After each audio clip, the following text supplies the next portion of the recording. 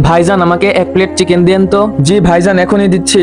আর একটা কাজ করে দোকানদারের সাইনবোর্ডে চিকেনের দাম 2000 থেকে 2টা শূন্য মুছে ফেলে 20 টাকা করে দেই, তাহলে আমরা অল্প টাকায় অনেক বেশি চিকেন খেতে পারবো। হাহা।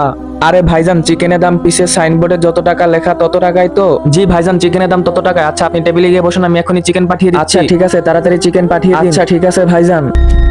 আরে যাক আমার কাজ শেষ, এখন আমি তাড়াতাড়ি এখান থেকে চলে যাই, না হলে আবার কেউ দেখে নিলে আমার অনেক বড় বিপদ হয়ে যাবে। আরে ভাগ গাঞ্জে, তাড়াতাড়ি ভাগ, কেউ দেখে নিলে অনেক বড় সমস্যা হয়ে যাবে। আরে আজকে তো এই মলবির কাছ থেকে অনেক অল্প টাকায় চিকেন কিনে খাবো।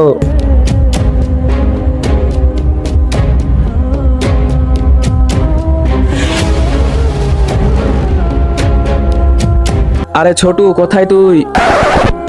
আরে কে জানে এই হারামখোর আবার কোথায় মরেছে। মনে হচ্ছে কাস্টমারকে খাবার আমাকে দিতে হবে।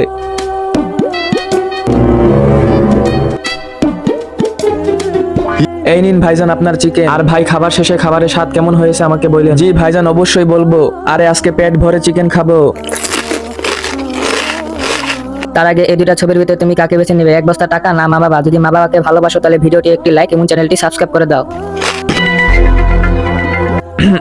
আরে ভাইজান আপনি তো দেখি অনেক অল্প টাকায় চিকেন বিক্রি করতেছেন। জি ভাইজান নতুন দোকান দিয়েছি তো, তাই কাস্টমার বাড়ানোর জন্য চিকেনের দাম কমিয়ে দিয়েছি। মাশাআল্লাহ। আচ্ছা ভাইজান আমাকে 1 প্লেট চিকেন ফ্রাই দিয়েন তো। জি ভাইজান এখনই এইমাত্র চিকেন ফ্রাই করে রেখেছি, এই নিন ভাইজান।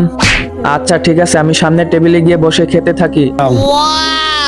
আরে কে বলেছে পাকিস্তানে নতুন দোকান দিয়ে কেউ টাকা উপার্জন করতে পারে না? আমি তো নতুন দোকান থেকে অনেক টাকা লাভ করতেছি। আরে উস্তাদ আমার জন্য 1 প্লেট চিকেন ফ্রাই পাঠিয়ে দেন তো। আচ্ছা ঠিক আছে, আপনি টেবিলে গিয়ে বসুন, আমি এখনই পাঠিয়ে দিচ্ছি। আরে খা খা, মোটু বেশি করে খা, আজকে তো আমাদের ভাগ্য বদলে গিয়েছে। আরে আজকে তো এই দোকানদারের সবগুলো চিকেন খেয়ে তাকে ফকির বানিয়ে দেবো।